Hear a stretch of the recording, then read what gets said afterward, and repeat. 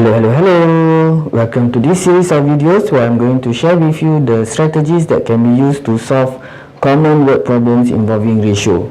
Okay, so basically there are 8 of them: splitting, combining, units manipulation, number times value, and for the changing ratios you have 4 of them, which is unchanged quantity, unchanged total, unchanged difference, and all change. Okay, so do check out all the 8 videos for a better understanding of how to solve ratio word problems.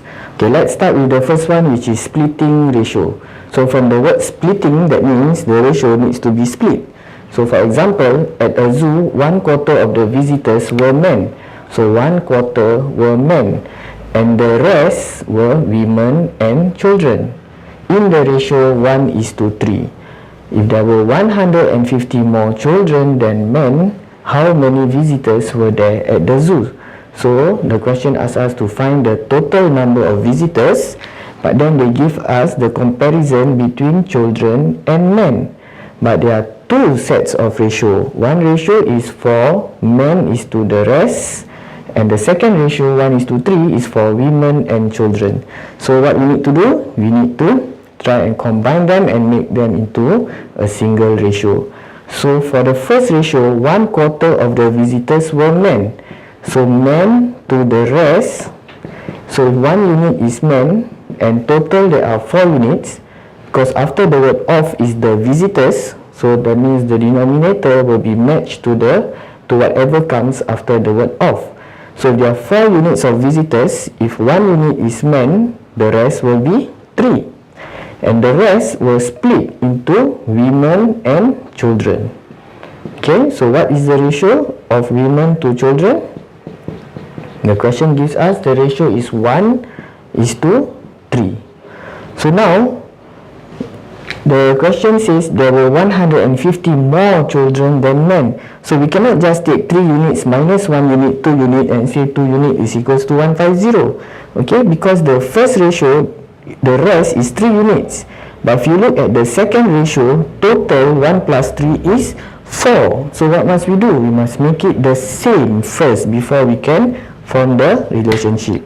So how to make it the same? 1 plus 3 is 4. 4 and 3. What is the common multiple? Yes, 12. Okay, so 3 times 4 and 1 times 4. Why do you have to times 4 on both sides?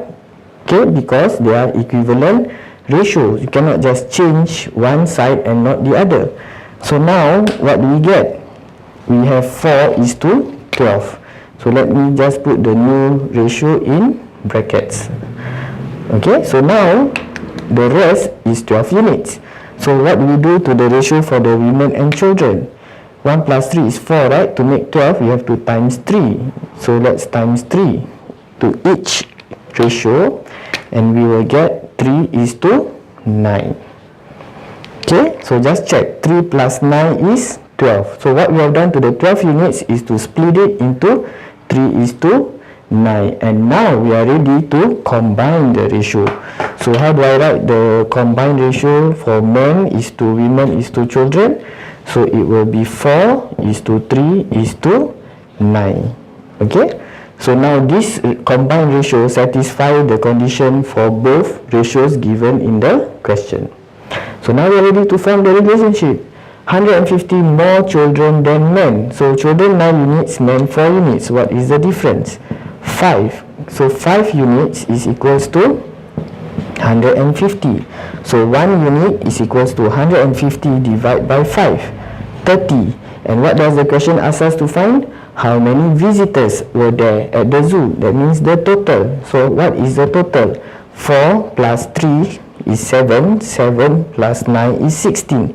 So we need to find 16 units. And what is 16 units? 16 times 30 is 480. Okay, so the final answer is there are 480 visitors.